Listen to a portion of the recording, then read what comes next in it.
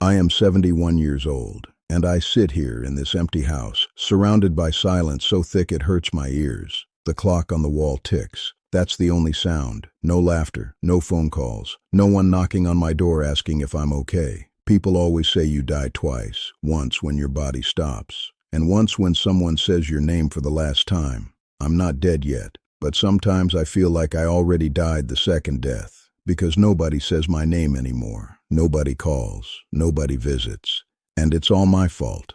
Let me tell you a story, a true story, my story, because maybe if I tell you what I did, you won't make the same mistake I made. Maybe you'll be smarter than me. Maybe you'll be braver than me.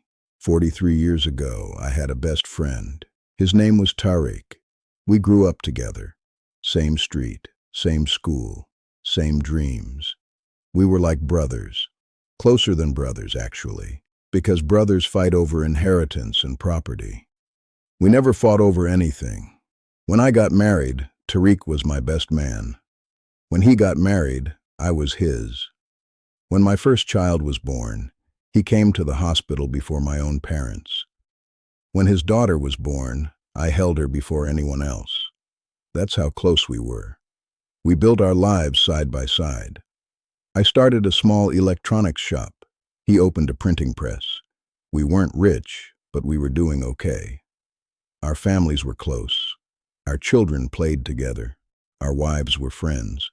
Every Friday we had dinner together, either at his house or mine. Life was good, simple but good. Then things started changing. My electronics shop began doing really well. The city was growing. New buildings were coming up. I started getting contracts to install electrical systems in these new buildings. Big contracts. The money started flowing in. I upgraded my shop, hired more people, bought a car, moved to a bigger house in a better neighborhood. My wife was happy. My kids went to better schools. I started wearing expensive clothes, started going to expensive restaurants. Tariq's printing press was doing okay, just okay. Not bad, not great. He was still living in the same old house, still driving the same old scooter. His kids went to regular schools, but he was happy for me, genuinely happy. Every time I told him about a new contract, he celebrated with me. He never showed jealousy, never showed bitterness. He was a good man, a pure soul.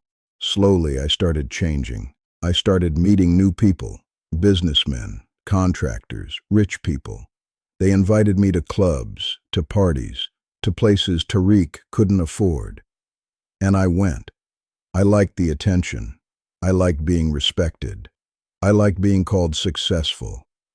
My Friday dinners with Tariq became less frequent. I was busy, I told him. Big meetings, important clients. He understood. He always understood. Then one day, everything changed. It was a regular Tuesday evening. I was at home, counting money from a big payment I just received. My phone rang. It was Tariq. His voice was shaking. "I need to talk to you. Can you come over? It's urgent." I looked at the money on my table. I was planning to deposit it in the bank the next morning. I didn't want to leave it at home. "Can it wait until tomorrow?" I asked. "Please," he said. His voice cracked. "I really need you right now." I should have gone. I should have dropped everything and gone. But I didn't. I told him I was busy. I told him I had an important meeting early in the morning. I told him I'd come see him on the weekend. "Okay," he said quietly. "I understand." That was the last normal conversation I had with him. 3 days later, I heard the news. Tariq had taken a loan from a private moneylender, a big loan. He needed it to buy new machinery for his printing press. The machinery never arrived. The seller disappeared with his money, and the moneylender wanted his money back. With interest, heavy interest. Tariq didn't have it. The moneylender threatened him, threatened his family, gave him 1 week to arrange the money or they'd take his house, his business, everything. That Tuesday when he called me, he was going to ask me for help, for a loan. He knew I had money now. He knew I could help him. But I didn't go. I found out about all this from someone else. a mutual acquaintance. When I heard, my heart stopped. I immediately thought, I have to help him. He's my brother. But then another voice spoke in my head, a ugly, selfish voice. If you lend him money, you might not get it back. His business is failing. He's in trouble with moneylenders. If you get involved, your reputation might get damaged. Those rich friends of yours, those businessmen, they'll think you're associated with failure. They'll think you're a risk. I listened to that voice. Part 2, approximately 1,000 words. I tried to convince myself I was being practical, being smart, protecting my family, protecting my business.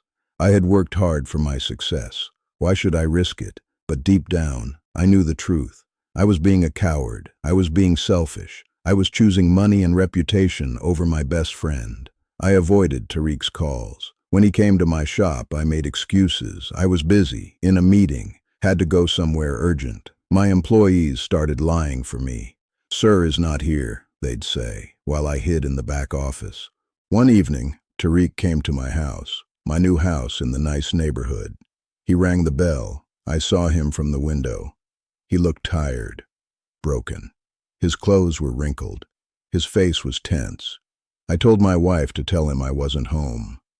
She looked at me with confusion. "But you are home, and he's your best friend. What's wrong?" "Just tell him," I said sharply. She didn't understand, but she obeyed. I watched from behind the curtain as she opened the door and lied to him. I watched his face fall. I watched him nod slowly, understanding something, understanding that I was avoiding him. He didn't argue, didn't insist. He just said, "Okay, tell him I came by." And he left. I felt terrible. My stomach hurt, my chest felt heavy, but I pushed those feelings down. I convinced myself I was doing the right thing. I was protecting my family, being responsible. 2 weeks later, everything fell apart for Tariq. The moneylenders came to his house with local goons. They took everything, his printing machines, his furniture. They took over his house. Tariq, his wife, and his 2 children had to move into a tiny rented room in a poor neighborhood. His wife fell sick from the stress. His daughter had to leave her school. His son started working as a helper in a tea shop to earn money.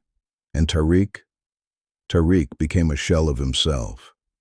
I heard all this from people, from gossip, from rumors, but I didn't go to see him. I didn't reach out. I was ashamed, and I was scared. Scared that if I showed up now, he'd ask me why I didn't help him when he needed me. So I stayed away. I pretended like I didn't know. I pretended like I didn't hear. Months passed, then years. My business kept growing. I became more successful, more money, more respect, bigger house, better car. My children went to the best schools. We took vacations abroad. My wife wore gold jewelry. I became someone people looked up to. But inside, I was rotting. Every time I achieved something, I thought of Tariq. Every time I celebrated, I remembered his broken face when my wife lied to him at the door. I tried to find out about him a few times. I heard he was working as a salesman for someone else's printing company, barely making enough to survive. His wife's health never fully recovered. His children grew up poor, struggling, fighting for every small thing. And it was all because I didn't help, because I chose my comfort over his life.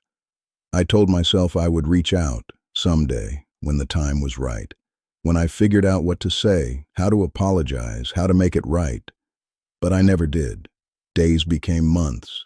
Months became years.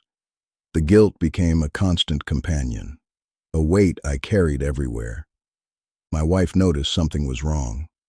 "You seem sad," she'd say. "What's bothering you?" I couldn't tell her. How could I tell her that I betrayed my best friend, that I let him drown while I swam to shore? My children grew up not knowing the man who was like their uncle. They never asked about him. Why would they? I never mentioned him. My rich friends, the ones I was so worried about impressing. Most of them were fake. They were with me because I had money, because I was useful. When my business faced some troubles a few years ago, most of them disappeared. Suddenly their phones were always busy, their doors were always closed. That's when I realized. I traded a real friend for fake ones. I traded loyalty for luxury. I traded love for gold. And by then, it was too late. 20 years after I abandoned Tariq, I tried to find him. I went to his old neighborhood, asked around. An old shopkeeper told me Tariq had moved to another city to find work. No one knew exactly where. I tried harder, made some calls, used my connections, finally found an address, a small town 4 hours away. I drove there. My heart was pounding. I had rehearsed my apology 1,000 times in my head. I would fall at his feet. I would beg for forgiveness. I would give him money, whatever he needed. I would make things right. I reached the address, a small, run-down house in a poor colony. I knocked on the door. A young man opened it. He looked like Tariq. Same eyes, same face shape. It was his son. "Yes?" he asked, not recognizing me. "I'm looking for Tariq," I said. I was his friend, from many years ago." The young man's face changed. Something hardened in his eyes. "My father died 3 years ago," he said flatly. The world stopped. Part 3, approximately 1,000 words. I couldn't speak, couldn't breathe. Tariq was dead, and I never got to say sorry, never got to explain, never got to make things right. "Heart attack," his son continued, his voice cold. "He worked 2 jobs. His body gave up. Stress, exhaustion. He was only 62. I stood there like a statue. Tears started rolling down my face. His son stared at me. "You're the one, aren't you? The electronics shop owner. The one who became rich. The one who turned his back on my father when he needed help." My throat closed up. I'm sorry. I came to apologize. I came to... Apologize? His voice rose. "You came 43 years too late. Do you know what happened to us? Do you know how we lived? My mother died 5 years ago. The sickness that started when we lost everything, it never left her. We couldn't afford good treatment. She suffered. She died suffering. My sister couldn't complete her education. She got married young to a man who beats her. My father couldn't afford to say no to the proposal because we needed the dowry money for food. I never went to college. I work in a factory, 12-hour shifts. That's the life my father's best friend left us to." Every word was a knife in my chest. "My father," his voice cracked now, "my father never spoke badly about you, even at the end, even when we had nothing. When I asked him why his friend didn't help us, you know what he said. He said, maybe he had his reasons, maybe he couldn't. We shouldn't judge. He defended you, even after everything, because that's the kind of man he was. Pure, loyal, good, and you left him to die." I collapsed, right there on his doorstep. I cried like a child. My chest hurt. My whole body hurt. His son stood there, watching me with hard eyes. Then he said quietly, "Please leave. You're 43 years too late." He closed the door. I sat outside that house for 2 hours, crying, broken, destroyed. I drove back home in a daze. That was 15 years ago. I'm 71 now, and I haven't had one peaceful day since then. My wife passed away 6 years ago. Cancer. My children are settled abroad. They call once a month. Duty calls. They're busy with their lives. They don't really need me. My big house feels like a prison. My money means nothing. All those things I was so worried about protecting, they don't matter. None of it matters. The rich friends I chose over Tariq, gone. All gone.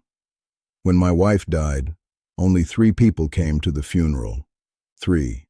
Out of all those important connections I had made. You know who I think about every single day?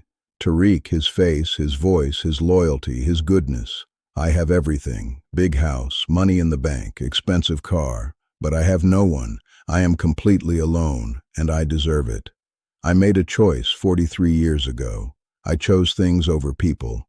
I chose comfort over character. I chose selfishness over friendship, and I've paid for it every single day since.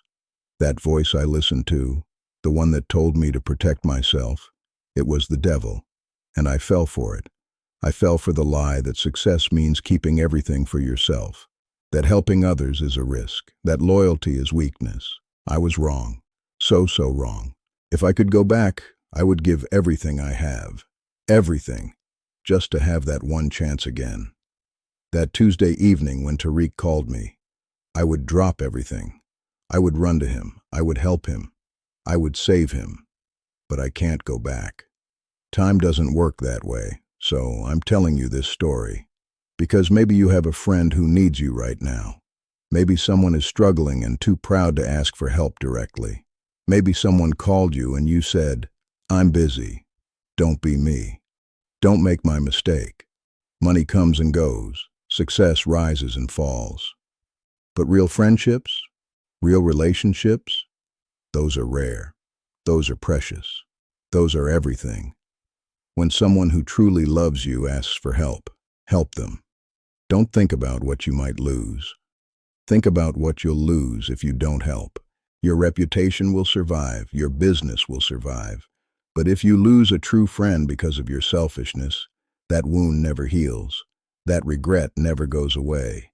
It sits in your chest like a stone, every day, every night, until you die. I'm 71 years old. I'm rich. I'm alone. And I would trade everything I have for one more day with Tariq.